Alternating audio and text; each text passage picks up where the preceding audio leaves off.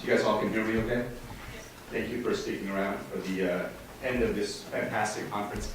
I'm going to start off with a couple of quick remarks, and then I'm going to turn it over to our two panelists who you see in front of you, and I'm going to ask each of them to give sort of 5 to 7 minutes, both a little introduction about themselves and a few opening remarks as well.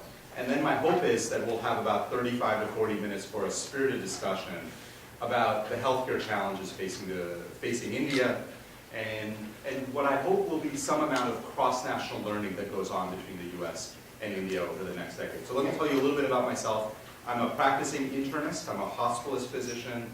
I was born in India, but I moved to the US when I was 9 and trained here, mostly at Harvard, but also at UCSF. And study really cost and quality issues in the healthcare system in the US. And have just over the last year or so started thinking about, as India begins to make some pretty substantial changes to its healthcare system, what lessons can it learn from other countries, both in terms of things to do as well as things to avoid. And I'm hoping that maybe we can have that as part of our discussion as well. Just as a couple of framing thoughts, I think that might be worth having. So the US spends about 50% more on healthcare than the entire GDP of India. Right? So if the US healthcare system was an economy, it would be 50% bigger than the entire economy of India. So from a scale point of view, and where the US healthcare spending is, we're at about 18% of our economy. India is at about 4% of its GDP, right, in healthcare spending. Which actually puts it as one of the lowest spenders on healthcare among the BRIC countries, even among a whole lot of low-income countries. Out of that 4%, less than half of it, about 1.5%, depending on how you count it, is public spending, is governmental spending, which actually ranks it as among the lowest countries in the world in terms of public funds going into healthcare. And 2.5% of GDP is through private funds. But it sort of sets up a system that actually looks in some ways a little bit like the US, where in our country about half of our spending is federal, or not federal, but public resources, and about half of it is private. So I think one of the things that's really become clear, and I've done a lot of work, actually more work in China and other sort of transitional countries and developing countries, what is really clear to, I think, policymakers is having a robust healthcare system is absolutely fundamental to economic growth. That you can't really have sustained economic growth if you don't have a healthcare system that takes care of the population. The productivity losses associated with bad healthcare and the sort of the detrimental effect on human capital that comes out of bad healthcare systems is substantial enough that one can imagine that if India does not make substantial improvements to its healthcare delivery system, it is going to actually become a drag on the growth of the economy.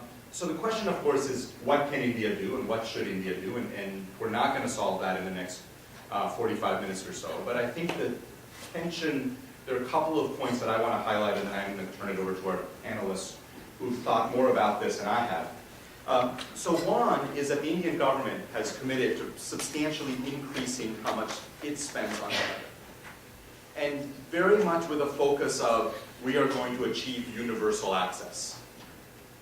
One of the questions that comes up is what is universal access in India? What does that mean? What is the quality of the care that's going to get delivered? And what faith do we have? And I don't mean to ask that in a negative way, but what faith do we have that the government can deliver on that promise? So that's one set of issues. A very important set of issues also is, of course, that the private sector in the healthcare industry is booming. And yet there is, I think, broad consensus, a real concern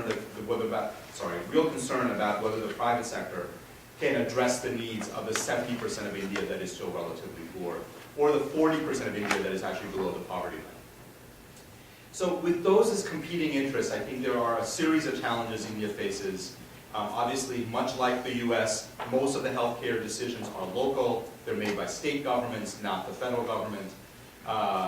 And the sort of balancing act and the challenges between the public and private sector in India, in many ways, I think, mimic a lot of the challenges that the US is facing. With that as a backdrop, I think what I'd love to hear from is our two speakers. Mehul Mehta is a physician at Partners in Health, at Partners Healthcare, who works in the Partners Healthcare International program, And after Mehul starts, we're going to hear from Ameera Shah, who's the CEO of Metropolis Healthcare in India, based in Mumbai, which is really a diagnostic company that is based not just in India, but much more globally. And both of them are going to both introduce themselves, talk a little bit about their own background, but then also offer some opening comments, and then I will moderate a question and answer session. So with that as the introduction, Mehul. Thanks, Ashish. So a bit about myself, and then I'll build off what Ashish said. I'm a physician, I'm an eye surgeon, and trained at Mass Eye originally from Bombay. Went through the public health system there and the public education system there in medicine. And have been here, got into international health quite by chance. Actually, my whole career is quite by chance. So sometimes I wonder how I ended up here. But did McKinsey for some years. That was also chance. And then ended up about 14 years ago with an organization that was part of Harvard First. Some of you may have heard of it, Harvard Medical International, whose focus was to really go international and take the knowledge of the system and help develop health systems. So I joined it about 12 to 13 years ago, and it over time evolved to become part of Partners Healthcare. Those who are from Boston know Partners Healthcare is the parent organization, or the organization that's part of the large teaching hospitals of Harvard Medical School, and has a large amount of the clinical faculty of Harvard Medical School part of it. So Harvard Medical School is 9,000 faculty, large medical school, 6.5 partners. And our mandate is to really take the mission of Partners Healthcare International. So I joined the Harvard side about, as I said, 13 to 14 years ago, just after it had started. And we entered India at that time. So my experience is really hands-on. And when we entered India, this was the pre-liberalization India. And when we went there, it was somewhat like being evangelists, going to India and trying to talk about quality in healthcare, accountability in healthcare, talk to whoever would listen, actually, government and private sector, to say that, we need to have standards in healthcare. This fragmentation, which is a big problem we have, where there are many, many players of different kinds. A lot of healthcare is delivered by the private sector, which is another big problem India has. 70% is out of pocket. To talk about those things and to try and find health systems that are willing to make a change. So we worked actually and touched some of the large private health systems you may know today. So you've been in Delhi, Max Healthcare. When they entered healthcare, we were the first group to work with them to really talk about healthcare and health and establish work for 5 to 7 years with them. If you're from Bombay and that area, Wockhardt, which is another private health system, 11 years of working with them. Fortis, when it started, when Parvinder Singh set up Fortis, it was a non-profit. And he did it because out of the Parvinder Singh Foundation. And the first Mohali hospital that was set up was done by partners, which we are all now part of. But we also do a lot of work in medical education. And the other component that what Ashish talked about, you want to solve healthcare problems, or at least start to address them, you have to talk about the manpower piece. Huge gaps in manpower training, huge gaps in manpower availability, and the urban-rural gaps are actually astounding because there's a lot of urban skew. And then we've also done a lot of work, of growing work in life science research, which to me is where there's a great opportunity vested in India when you look at what's happening here and where India can play a role. So that's what I've been doing. I also practice retina surgery, so it's a nice mix. It's a crazy mix, but it's a nice mix. And so my perspective is not policy, it's not regulations, but it's actually the hands-on issues of developing the systems, trying to bridge public and private, and seeing the practical reality of what happens from a sort of outside-in view, not an inside-out view. I'll stop there.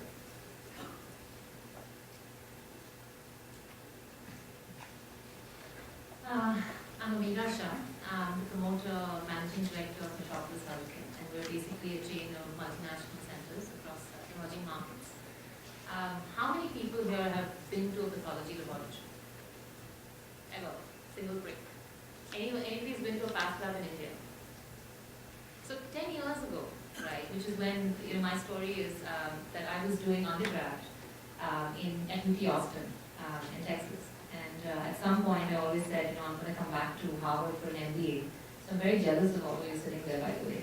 I never got a chance to do that because I went back to India in 2001 and felt there was a big opportunity to really build a chain of pathology laboratories across India. Because 10 years ago, for those of you who went for a prick at that point, your path lab is, this little dingy 100 square feet place that you enter, and there's, blood-stained cotton lying on the floor and somebody sort of pricking you without gloves, and it was just a terrible experience. I mean, you're really wondering for, worried for your safety and sort of, you're going to contract some sort of disease from there. And so the question was really, how can we take that experience and how could we build it out so that we were building a chain of branded, standardized centers across the country. So the patient experience was one which was much better. Doctors were getting a kind of knowledge and a kind of interpretation that helped them make better decisions for their patients. And how could we then provide a test menu that was not available in India at the time? At the time there were only maybe 500 tests varieties available in India, while if you look at Quest Diagnostics in America, they've got a range of 4,000 to 4,500 tests. So there were lots of things lacking in the Indian system.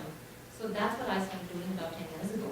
And fortunately, things have gone well for us, and we've got about 100 labs now across Africa and Middle East and South Asia, including Sri Lanka. I've seen sort of the Indian healthcare grow leaps and bounds in the last 10 years. So I think the good news is we've come very, very far. I think from where we were, whether it was in healthcare delivery, whether it's been, Wopat and Max doing partnerships with HMI, or whether it's been, pathology lab chains, radiology, daycare services, the kind of experience a patient gets today is 20 times better, right? So I think the level of care, if you go to, whether you go to a Delhi or you go to a Bombay or you go to a Guwahati or you go to a Trivandrum, you're going to get a certain minimum standard of care, which I think is excellent. This has also built a lot of tertiary care hubs across the country. So you'll still find people, like in North India, Delhi is still considered sort of the tertiary care hub. So you'll have people from UP, Bihar, Punjab, all sort of going to Delhi. And now the change you're seeing is people are now beginning to build tertiary centers in those states themselves and say, why make patient travel, right? So I think we've come extremely far, but the problems that we still have are threefold. There's definitely a quality issue across the country, because as we said, there's about 75% people living in rural India today. And I think only something like 3% of our physicians are actually in rural India. So obviously there's no access to either primary care or to tertiary care in those smaller towns. Affordability is a huge issue. If you compare the costs in the US and you compare the costs in India, for example, you take something as a cholesterol test in the US, which will probably cost you something like $20 odd, as a retail price here. In India, the same thing is probably $1 to $2, you can say, as a retail price per patient. That's the difference in the cost, and the challenge that we've had is how do you, and this is because of affordability, the challenge we've had is how do you build these global standards that we're talking about at these kind of prices? And that's been the real challenge, and that's where innovation has had to come in, and we've had to restructure the kind of cost structures that you had to work with and provide that same level of care. Today I would rate Metropolis comparable to any world-class lab. Because we go through all the same accreditation systems, we do all this, we have the same machines, we do the same reagents, and there are a few labs like that in emerging markets. The third issue obviously is access. Across India we're not really seeing that kind of a network of primary care, which I think is probably the most fundamental issue today in India. And I genuinely do believe that if we don't fix this issue, it's not only going to affect the economics, as he mentioned, but it's going to become a huge electoral issue going forward in politics of the country. I think the real challenge for people sitting here and who are looking at opportunities in healthcare in India, and I'd love to talk about it more in the Q&A session, is really looking at that bottom of the pyramid market and really thinking out of the box and coming up with those innovations to say, how can we deliver really good quality healthcare, with a better access and at a better price. Like even today, you take my company, we're predominantly in metros, tier 2 and tier 3 towns. We have still not figured out a model to go to rural India. And I can tell you that is true of every health service provided in India today. So if there are a bunch of you who are interested in healthcare in India at some point as an entrepreneurial journey or as a professional journey, there are huge opportunities that would be something to be very much worth taking. So thank you. I'm going to actually, Ameera, just ask you a question that popped in my head as you were finishing up. This issue of the fact that most healthcare providers have not gotten into rural areas. Is it a money issue that the rural areas are ultimately very poor and people can't afford it? Is it an issue of sort of infrastructure and access on how much harder it is to take a lab test from a village to a town? Both of the above. What do you think is the fundamental issue, and then what can we do from a policy point of view to begin to address that? So I think there's obviously multiple issues, right? So, one thing is we just don't know.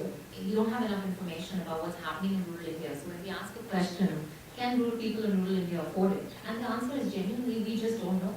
Because one, we don't know enough about the diseases and we don't know enough about the health statistics in those markets. Second, we don't know the level of affordability and what they can actually afford to do. But the third issue is that there's a lack of physicians. As I mentioned, 3% physicians. What is diagnostics going to go to the rural market and do unless you have physicians to prescribe them? And the physicians aren't going there because they don't have infrastructure to live there. Their families don't want to go to these parts of India. So I think one is an information issue. Second is providing the talent, as you mentioned. Third is the possibility of access.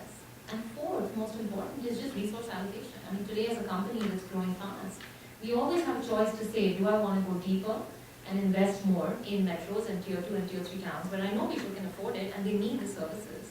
Or should I now go and rack my brains and try to figure out a new model for rural India because I know the one I'm using in metros is not going to work there. So I think right now, healthcare private industry is too focused on getting the benefits where they know that they're going to be able to get them.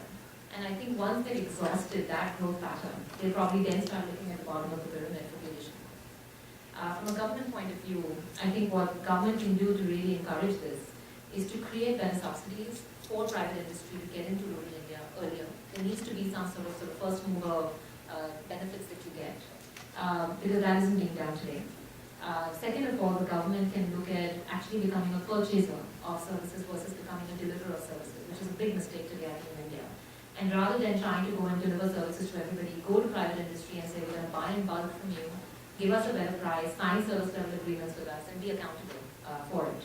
Unfortunately, because of this dichotomy between federal and state, we're not seeing that policy very clearly being written.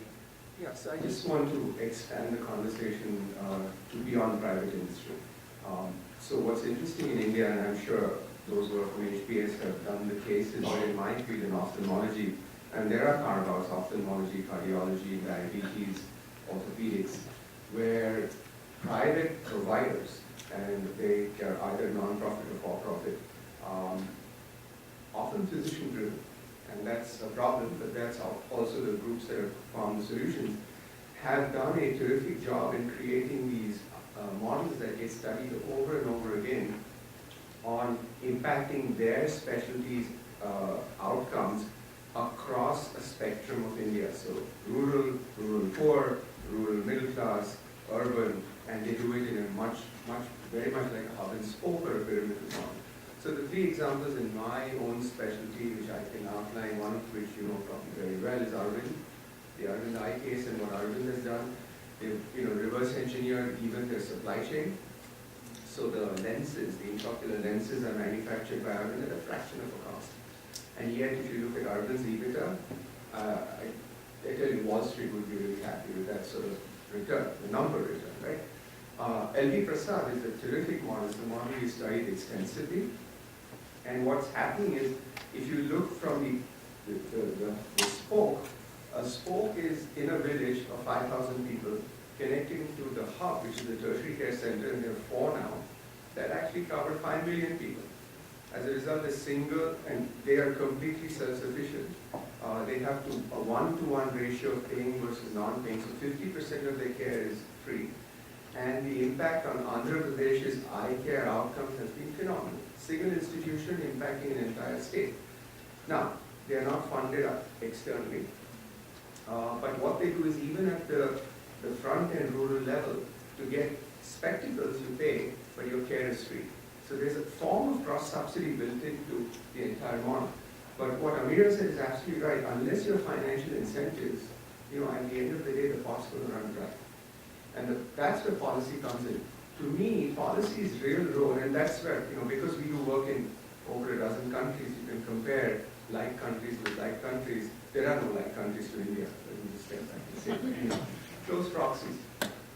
And, this journey where India is on, it's amazing. China is pretty close. And what you see happening in China is a huge policy thrust. And I'm sure Ashish himself should contribute here because he's working in China. We are working in China.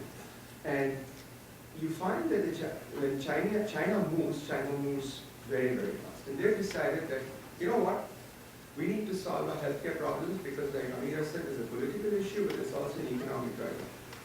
So they've created national insurance schemes and said, okay, private sector come in. And the one lesson you see across all these countries in the emerging markets, Turkey, which is way ahead in terms of where they've come, Thailand, which has got our problems, but the 30-path insurance scheme that came in, all of them have done three things. A, they said government should not be providing care, government should be paying for care. We can't provide it, so let's stop rowing the boat, let's direct the boat. Number one. Number two, they said that let's actually create a consolidated form of payer model. So even if you see what happened in Korea, which is fantastic as outcomes, they had multiple payers. They consolidated everything. South Korea, not North Korea. I don't know anything about North Korea. But South Korea. Yeah. So that's the second lesson that I think is really an important one. If you have a payer system, then a company like Ameera's is now incented to innovate, to really tap into that low-cost, high-volume model, right? And try and deliver a quality that is an acceptable quality that can penetrate the market. So I always use the analogy when I teach is that look what happened to toothpaste. Somebody said that I cannot sell an entire tube of toothpaste, but I can sell a sachet which you can throw away because I can cost it low. It's the same damn toothpaste inside, right? So can you think of healthcare differently? And what I find interesting is the LVs of the world, and even Narayana Dale, Devi Shetty, what he has done, he has created a payer system, right? So the farmers pitch in, there's a pool, and then it becomes a Kaiser-like model. I mean, to the extent that it's a payer and a provider all in one system. So I think that and the third lesson is really creating a workforce. All these guys have solved their problems by creating a workforce. At the end of the day, and I say this time and again, healthcare is not delivered by buildings or equipment. It's delivered by people. Okay, you have fantastic healthcare and really, marginal infrastructure because you have good people. And you go to surgeons and you go to clinicians and you don't go to, the building. Unfortunately, what I also find in the private sector, and I'll end here, is that there's a huge emphasis on the infrastructure technology side. I have, a 3 Tesla MRI machine, so what? But, I have now an angio suite or a gamma knife. So how is your nurse system? What's your quality outcomes? And you have to talk of what I call soft infrastructure, which is, again, a big missing piece throughout the India dialogue, which is there in some but not in all. Okay, so I'm going to ask one last question and then I'm going to turn it over.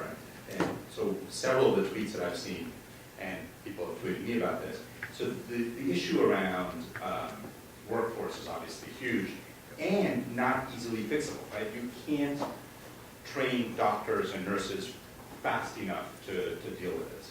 So one of the issues that seems to come up, has been brought up by several people, is how about trying to figure out how to make the current workforce more productive and being able to sort of reach out to the rural areas more effectively, primarily using information technology, telehealth, remote monitoring, mobile health. There's a lot of excitement about this stuff. It's clearly in a hype cycle right now where people think this is the solution. But what's the realistic long-term? It's not going to solve the problem for your company, right? Because you can't do telediagnostics some types of diagnostics, but many things not so much. Though that's actually an interesting issue of how does that change over time. But can you guys both comment on how you see the role of information technology writ large, from mobile health to telehealth, helping in this problem? So let me go first. let me address your questions at two levels. First, the current, what our workforce needs, I mean, just physician needs are ridiculous. We need to more than double the number of medical schools yesterday to meet our current physician needs. Okay? And then if you take the urban-rural divide, it's horrible. It's horrible. Having said that, we actually need to optimize the workforce we have. And in a recent study, about 50% of the health workforce, and remember, our health workforce consists of three types of health providers. The traditional physician, allopathic, nurse, and allied health. The non-traditional, what we are calling the registered medical practitioners, the rural medical practitioners, the Ayush workers, and the Asha workers, all these, the other forms of medicine, they're all part of our workforce. And the sad thing is that about 50% of our workforce is not in any mainstream healthcare delivery model. Now, if you look at the rural medical practitioners, close to 80 to 90% are not there. So we need to first address by policy and incentive, because if there ain't any incentive, nobody's going to work on policy itself. The stick is not important, the carrot really matters, and bring them into the workforce. And the way to do that is to really work first on policy and funding, and then on training. Now, where does training come in? We live training every day, okay? And there is not enough capacity today to train and get the problem fixed. So that's where technology comes in. So one of the areas of technology that's very well established in medicine, at least in the West, and came out of malpractice is simulation training. And simulation training allows you to create situations and then train people on it. It's not a traditional go through med school, go through all these years of training. Situational applicable simulation training, low fidelity simulation, and getting people up to speed, just like LV has been able to get frontline eye care workers up to speed in 2 weeks of simulated environmental training at their tertiary care center. We need to create innovations of that fashion. And then once they are trained, to really don't make this a static training model. In fact, for all of us, the day we graduate out of medical school, we're obsolete, right? Because the knowledge changes so fast. So you need a dynamic training environment where you can continuously stream and train. The other problem is our training in India is still very much knowledge-based. And what's accepted in a lot of countries now is what they call competency-based training. So we need to move out of knowledge into really looking at knowledge, skills, attitudes, communication, all the key core competencies that today are looked at for physicians, for nurses, apply them. Now the Medical Council of India and the Nursing Council has started to accept that we need to transform that approach. So if we can move from bringing in our workforce into the system, use technology to train in a very different manner, try and bring applicable, practical training that's knowledge but also skill related, and then link them in by means of e-learning and distance learning that's more temporal and not episodic, then I think you have a chance at solving the model. But without policy and incentives, there's no solution. And they need to be part of some health system. They cannot be. We are very fragmented. There are a number of mom and pop shops delivering healthcare in India. That's the problem. So I totally agree with that. And I think the biggest challenge, I think, is that we're trying to change mindsets, right? Because today the traditional mindset is a patient falls sick, they go to a doctor touches, feels, gets a sense of through an examination, and then sort of recommends, and that becomes your point of influence. The doctor is the main point of influence who then directs you what to do. The patient today in India doesn't actually take responsibility for his or her own health, and that decision making is therefore always with the doctor. The reason I think therefore it's going to be difficult to move to some of these new systems is because unless patients start taking that decision making into their own hand to some extent and say, I'm going to take responsibility for my health, doctors don't have the incentive to change. Actually, they have a disincentive to change because every incentive for the doctor is to keep all control with them, so the patient is more dependent on. So in my opinion, unless that change happens, it's, the mobile health, the tele, all of that is going to be marginal. And I don't really see it making sort of a mass impact across the country. Talking about diagnostics, I think one of the things that we're looking at is, ICICI Bank did something very interesting a few years ago when they decided to get into rural India for microfinance. And they said, what we're doing in metros is not going to work. So they came up with the idea of a bank in a bag. And they basically had these bank agents who would carry around a suitcase where the agent could actually physically go to a small village and say, would you like to open a bank account? And if somebody showed interest, in one suitcase, they had all the formalities they could finish. They could do the fingerprinting, they could do the registration, they could do everything in 20 minutes in that suitcase, which I think was and it helped them grow leaps and bounds in microfinance. I'm always debating why can't we do that in diagnostics? Why can't we take point-of-care testing, build a lab in a bag, which is affordable enough to be able to go and do that kind of localized testing on the spot. Why do we need to bring samples from a small village all the way to a city? Let's go to the customer. And I think these are going to be the new frontiers, which I think will probably, if we can break through, we'll get access to those masses. But again, the question is, can we do it at an affordable cost? If we're going to import reagents and we're going to import machines, there's no chance, because we get taxed for everything. So indigenous manufacturing, indigenous R&D, indigenous ideas, to me is going to be the next frontier. So we have about 25 plus minutes left, and I could keep asking questions, but I'm not going to, so I would love to, wow. So lots of enthusiasm. Just introduce yourself and then question. Bob Rosenberg, and I have a business development. Yeah. Bob Rosenberg, and I have a business development company, and one of the industries is life science healthcare. One of the paradoxes, I'll make it really short. One of the paradoxes in the U.S., and you have experience in India, is we say we want to cut the healthcare costs, but then we give a certain segment of the healthcare industry carte blanche to charge whatever. And somehow, as was pointed out, and I've met with a doctor, in India, at a fantastically low price, people are getting eye care surgery. What is the difference? How is that working in India that it's not, trying to figure this out? To me, it's a paradox. So just on the cost issue, let's address that straight away. In any healthcare delivery, the majority of the cost is the human resource cost. So there is this fallacy to think that it's the equivalent of the system human resource cost. There's a huge differential in terms of human resource costs in India versus here to deliver care. So that in itself becomes one differentiator that reduces the cost of care. But these models in particular, the eye care models, the cardiac models, the diabetes, the orthopedic models, are also models in which the people delivering the care are very much part of a system where they're doing more than just the financial earning.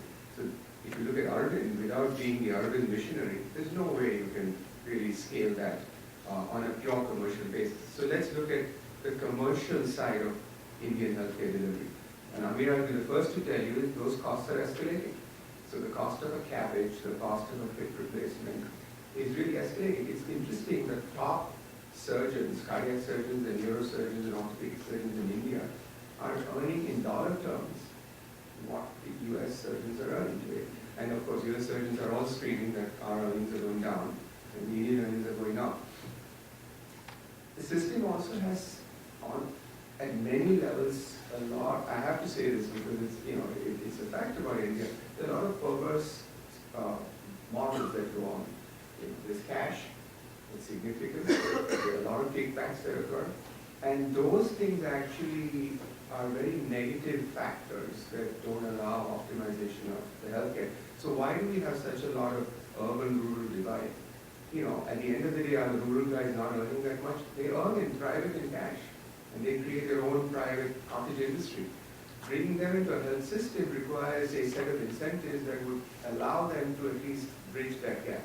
You know what I mean? So I think I didn't answer your sort of point directly, but the big differentiator in cost is fundamentally human resource cost for why the difference is there. The only other quick comment I will make about that is, if you look at the U.S. Compared to every other country, and ask the question, why is healthcare here so much more expensive? And the fundamental answer is because everything just costs more. right? So every input cost is higher here, from drugs to labs to radiology to the human resources, which are the biggest component. I mean, what is interesting is when you do look at, so Devi Shetty was mentioned as the cardiac surgeon, famous cardiac surgeon who does CABG for $2,000 and has some data that says that his outcomes are pretty terrific. In a conversation I had with him about 9 months ago, he said, $2,000 prices 2/3 of the Indian population out. People can't afford $2,000 for a cardiac surgery. And so he said, I need to get to 500. Not that 500 will get everybody, but it dramatically improves access to cardiac surgery. And so then we had this hour-long conversation about how the heck do you go from $2,000 a surgery to $500 a surgery. And so there are people who are trying to do that. There are other people who say the burgeoning middle class can afford $5,000 or $10,000 in India now. And so I don't need to become the low price leader. I don't need to be the Walmart. I'm happy to be the Neiman Marcus. And that is my sense of what we're going to see with India, is you're going to have, the Walmarts, and I don't want to be too simplistic about this, but both the Neiman Marcus and the Walmarts, and we're going to figure it out on quality as it goes. Okay. Yes, sir. Hi, my name is Gopesh, and I'm a second year MBA student here. I'm just curious to know what are the growing trends which you see in healthcare beyond pathology and maybe specialty hospitals. So along the spectrum of products, devices, what are the other growing trends which you're observing?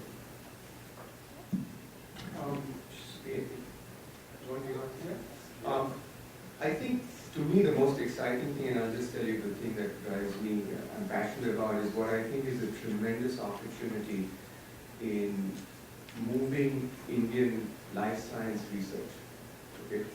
And for many reasons. We have a country that has a tremendous human resource capacity. We have also the availability of systems that can allow us to do terrific clinical research because of your patient volumes. That's on the India side. We have a very strong science background. And on the Western side, if you see what's happening at least in the US, there's a tremendous drop in funding. There's a tremendous, even from the commercial pharma side, there is a flattening of the number of new molecules coming out for development. The cost to develop is much higher. Just in 5 years, a single molecule has taken 100 million to 380, 400 million to develop. The time to development is expanding. So India becomes a terrific place to consider if policy allows it, and you can invest in, without the investment it's not going to happen, to build what I call true research capability and capacity. So, clinical research growing at double digits, right? But to me, that's a cost arbitrage. The real value investment is to go to the left side of the scale. So if you think of discovery to application, there's a whole area in the middle that's called translational research, right? And there are different components of translational research. That's a huge opportunity.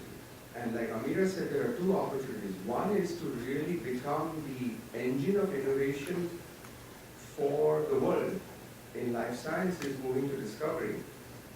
And institutions need to do it, hospitals need to do it. I think the convergence of research and delivery is a very powerful convergence.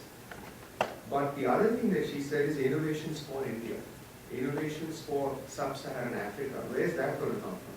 That low-cost innovation that impacts care delivery, so that you have not innovate for a stent in the US, but innovate for a different way of keeping arteries open. That's going to come out of India. And to me, that's happening in pockets. And I can cite many examples of some terrific innovations in care delivery and devices that are really applicable to low-cost environments, to resource-constrained environments. But it's all fragmented. And it's all really driven by individuals. And it needs to have a national policy. We don't have an NIH, right? Why don't we have an NIH? If you don't, so if you think of what China's doing, that frightens me. 150 billion put in for science research, of which a major component is going to be in life sciences. There's a terrific article in the New England Journal of Medicine. It's an editorial that came in last August. Please read it. It talks about the shift and the opportunity for countries like India and emerging markets. So I'll share a few thoughts. People talk a lot about health awareness in India increasing. while that's happening to some extent, to be very honest with you, my feeling is it's more cosmetic. It's less people are, when they talk about health, they're talking about more about how they look versus how they feel internally. So, if it's cosmetic surgery, whether it's fitness, whether it's any of those things. So, health has still not come to a point where people are conscious and taking preventive measures to actually act on it actively versus being a passive, side holder waiting for something to happen to you. So today, 99% of healthcare in India is illness-based. It's not wellness-based. That's one. So, there have been few ideas of people wanting to come into India doing a lot of preventive healthcare. And I would only say that's a little early for the market. You have to wait out for a little longer for that to really take shape in any sort of mass numbers. Second trend that's happening is a lot of regionalization. So, as you talked about mom and pop shops, all healthcare is through mom and pop shops. And then we went through this phase of everybody wanting to be a pan-India player. And then lots of people tried to be pan-India players, and everybody figured out pan-India is just too many countries. And it's very difficult to be a pan-India player because every state, every city needs a different strategy because it's so local and it's so dynamic. You can't sit in corporate headquarters, come up with one strategy in the AC office and roll it out across India. It doesn't work for healthcare especially. So people are now saying, let me become the master of my kingdom. Let me focus in Andhra, let me focus in one state or one region, and let me become the sort of king of that area and get my brand really well known. So I think regionalization and consolidation is something that's happening. Daycare services are picking up. So you're finding a lot of support services outside tertiary health, outside tertiary hospitals, which now people are saying, I don't want to have to go to a tertiary hospital for everything. Because when I go, then they just completely scam me and take away all my money. And so I would rather go somewhere else close to me for daycare services. So that's another opportunity for setting, sort of other supporting services in and around, sort of inundating different geographies. The fourth thing that's picking up is health insurance. We're seeing a penetration happening. Still only about 15% of India has got health insurance. Everything else is out of pocket. But still, out of that 15%, only a few percentage points are private health insurance. The rest is all the government-driven health insurance, which is so-so. And I think, again, the health insurance today does not cover all aspects of healthcare. There are lots of limitations in the policies. But again, that's something which is going to drive healthcare pretty quickly in the direction of standardized, branded, centralized payment plans. All that will start happening now because once health insurance becomes deeper. I think when we have to think about, so I'll just tell you one thing not to go into. A lot of people are saying now, oh, healthcare, India, great opportunity. Some people say that for education as well. And what's happening is everybody wants to sort of run in like this gold rush and set up lots of centers. So you see lots of PR articles. This group is starting 100 centers, this one is starting 50. And the truth is, to get that first center running is ridiculously hard. Because there are so many real estate issues, license issues to go around it. So the only point I can give you is don't go into too many asset-heavy healthcare infrastructure kind of projects. Because it's very, very difficult to actually implement and pull off. If anybody is looking at healthcare in India, just recognize that brand is of very large importance in India. That the trust building and credibility building takes a long gestation. It does not, even if you have a really cool product and you think it's the best thing since sliced bread, everybody else doesn't think so. And unless you have a brand, it becomes difficult to penetrate. You have to think of India as three Indias when you're thinking of healthcare. One is you've got your metros and your tier 2 towns and tier 3 towns, where you can think about these innovative products, technology-driven things, convenience, access, all those things. You can think about how to build that market. Then there's your urban poor India, where you've got all our slum dwellers and all the poor people living inside the urban cities. And they have a completely different requirement. And there's a completely different business model to cater to that. And then, of course, there's rural India, where you're going into smaller towns and villages. So be very clear if you're looking at an opportunity in healthcare and a trend in healthcare, who's your customer? Because your customer and therefore your business model will be completely different. Let's go to the center. Yes, sir.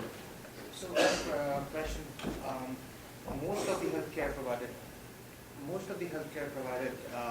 in India, the biggest percentage of people go to all these government-run centers, be it small clinics in villages or hospitals in the towns, and they are in a very shabby state. So, do you see a policy change or a drive by either driven by private sector or driven by public sector or driven by NGOs to clean that mess up and make sure that if we can make sweeping changes, positive sweeping changes in that structure, it can really affect a huge population in the country. So I think this comes back to a point that both Ashish and Ameera raised is, should government deliver care? Or should you actually have these centers be still autonomous government centers, but run in a more fiscally responsible manner? The government is, creating a funding model whereby you can buy care, you can buy beds. So it has occurred in other countries, and in fact those countries have shown that you can actually have public payment and private provision or autonomous provision. You'll have to have a policy and funding change. Otherwise there is no incentive. Now, I'll give you an example that has worked outside healthcare in India. So our IITs are very successful. And as you probably know, the IITs were created out of a constitutional act. The only healthcare provider in India that's government that I know is created out of a constitutional act is AIIMS, right? So AIIMS has three things in it. It gets funding, right? It gets autonomy, and it needs to really be self-sustaining. Like in Harvard, every tub is on its own bottom, right? So you have to show that you can survive and yet meet the mission. And the mission of the AIIMS is to really do research, education, and also impact health of the diaspora that it serves.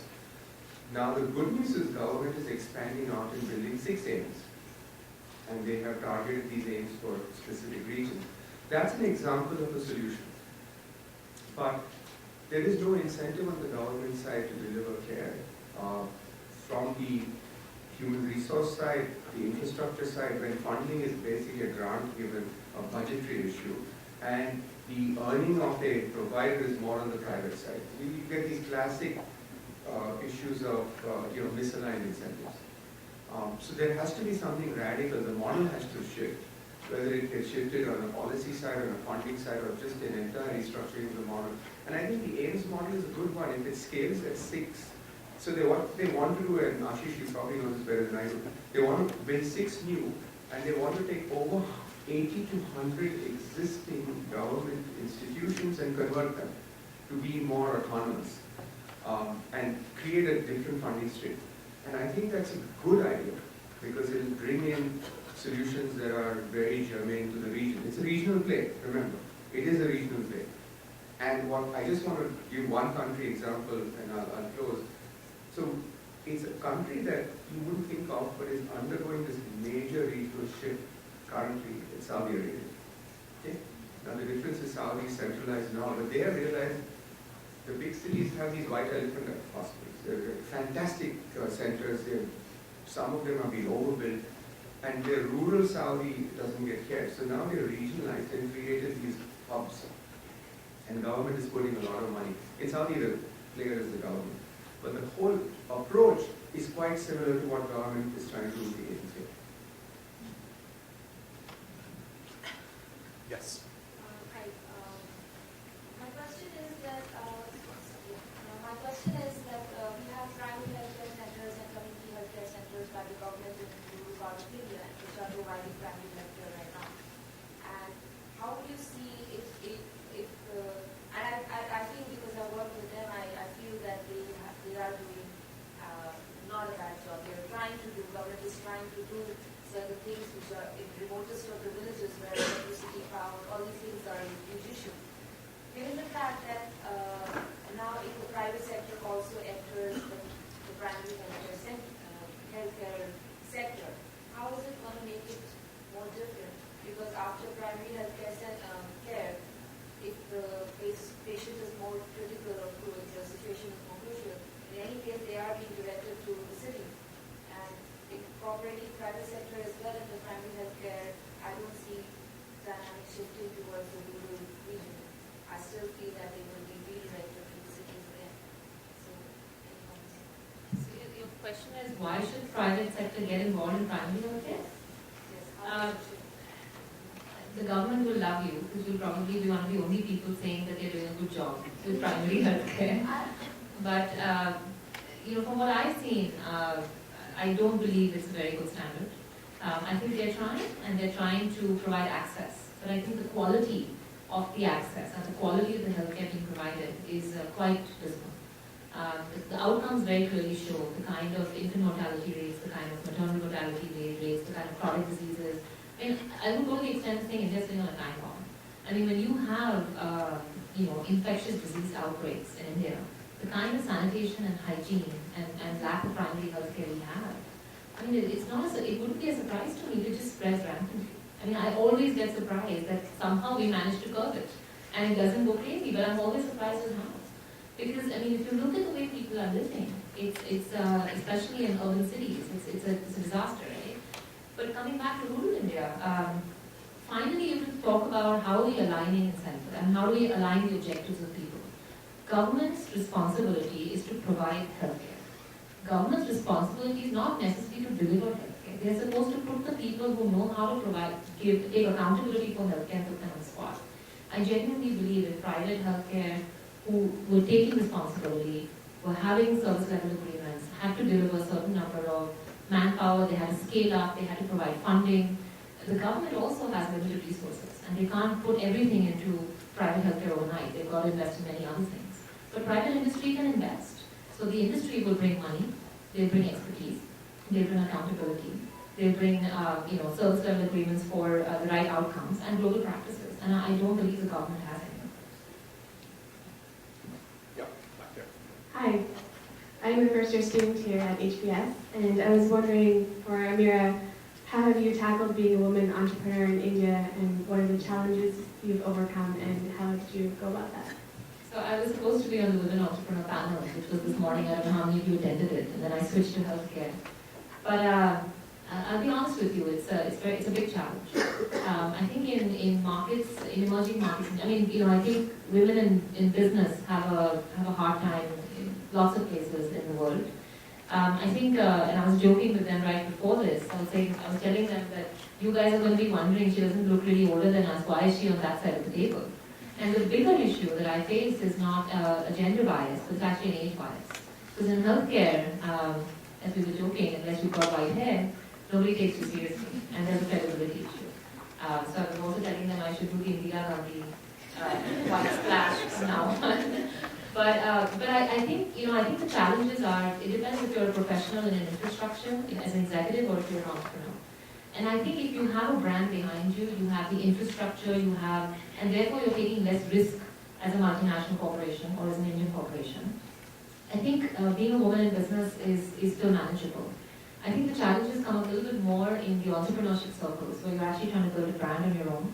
And you actually have to then, you're also taking more risk as an entrepreneur, and therefore you also land up getting into more sticky situations, where you then need a good amount of networks and contacts in the country to be able to get work done. Unfortunately, business is an old boys club, and it continues to be. So there are the challenges, but I think if you're smart and if you know what you're doing, the performance of your business speaks for itself.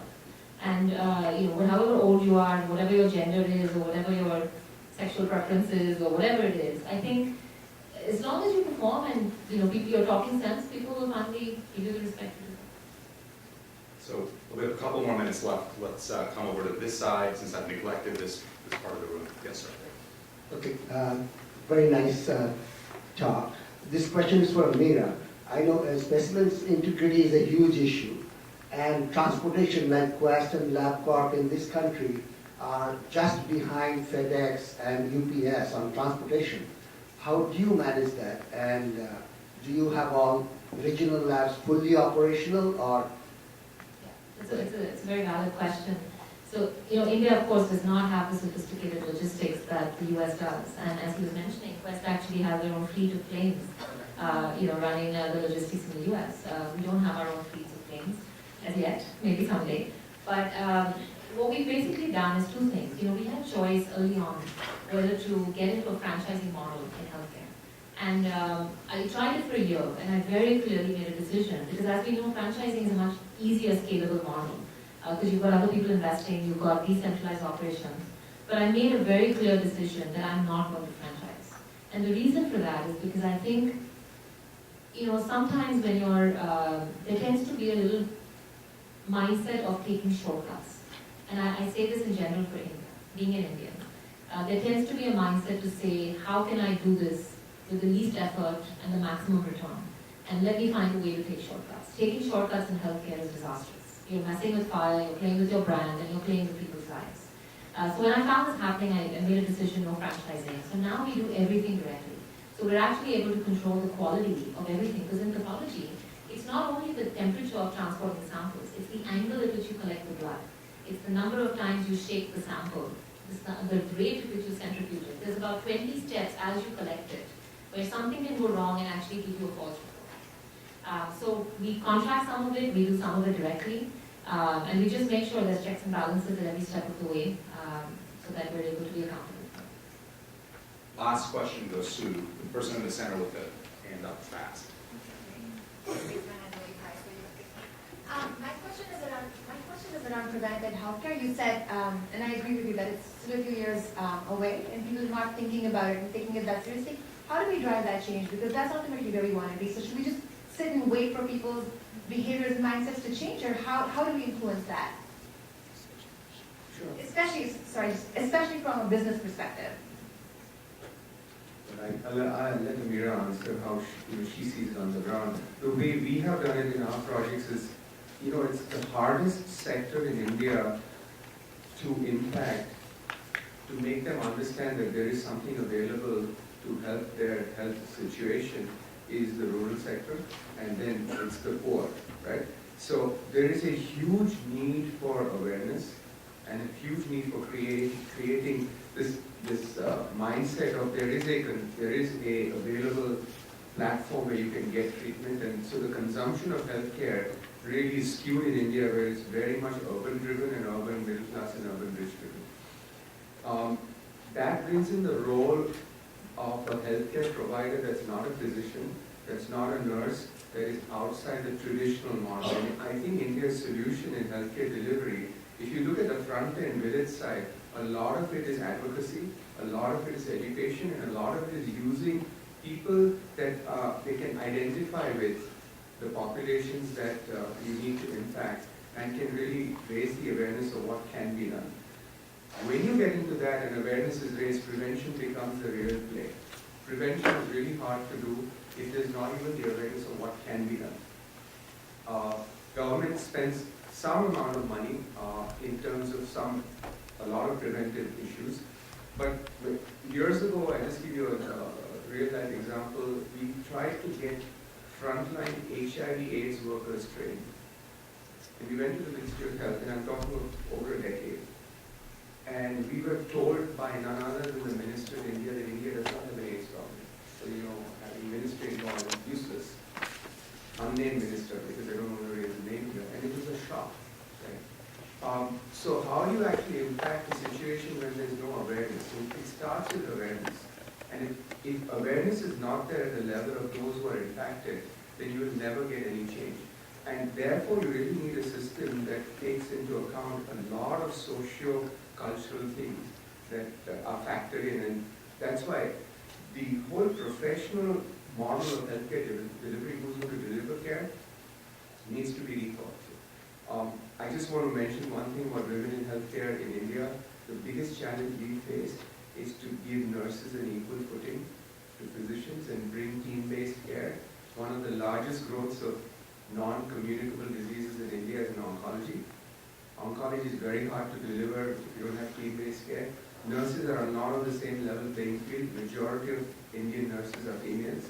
And it's been a battle to bring them on the same table to really make decisions.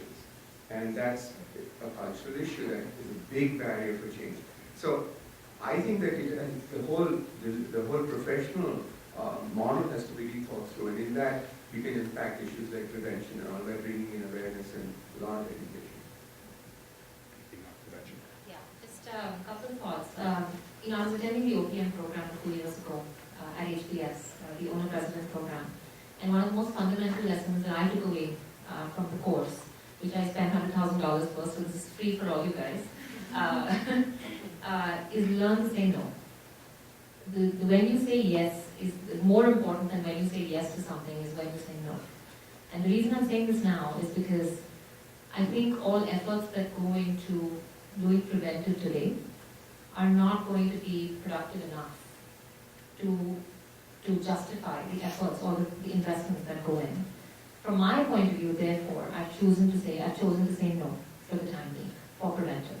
Having said that, at some point, if somebody wants to get in, which probably we will, maybe 2-3 years down the line, I would say is to make it as easy as possible. The biggest issue in the Indian mindset is ignorance is bliss. People don't want to know what's wrong. They prefer, India is going through an intelligence cycle, right, which the US went through, 20 years ago. Everybody wants to eat McDonald's and go out and eat caramel popcorn and all that stuff. And nobody really wants to think about the consequences. So we have to go through that dip. And before, we actually have to hit a little bit of rock bottom before people start saying, okay, costs are escalating, my rate is escalating, I need to now start doing something about it. So I think if we make it very easy, we make preventive healthcare a retail experience. Convenient, easily accessible, non-invasive. I think there's a faster chance of it from a business point of view for it picking up, versus if it's a tedious, invasive process where somebody has to get pricked or any of those things have to happen. It would just be too difficult and people would just say, I just don't want to do it.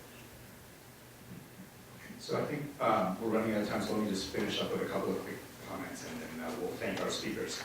So obviously we've been talking about the Indian healthcare system over the last hour or so, and we're sitting in the US, where the US has a very, very different, as I sort of suggested in the beginning, yet also a healthcare system in crisis. What's interesting to me in listening to this is almost everything that was said over the last hour, with minor tweaks, this could have been a discussion about the US healthcare system. So what do you hear about the US healthcare system? Inadequate focus on prevention, too much focus on sort of sickness care. There's a huge discussion about sort of prices are rising and affordability and leaving large sectors of the population out. There is a big discussion and debate going on about scope of practice in the US and what role can nurses and physician assistants and other providers play, especially vis-a-vis primary care. And the last but not least, what I found really interesting is if you think about national brands. I brought up Walmart, right? Walmart is in every part of the country. There are not healthcare providers that are in every part of the country. Kaiser has sort of tried. They've done really well in Northern California and Southern California, and when they tried in Georgia and Mid-Atlantic states, they've really struggled. A reminder that healthcare is really local. It's very hard to build national brands in healthcare delivery. And that these issues that India is grappling with are not uniquely Indian. And that's actually really important to understand, because that means that at least some of the solutions will come from looking at other countries and looking at other contexts that have been able to solve it. Because these things that feel so pertinent to India actually feel very pertinent to the US as well. And I think the opportunity for learning across countries is substantial.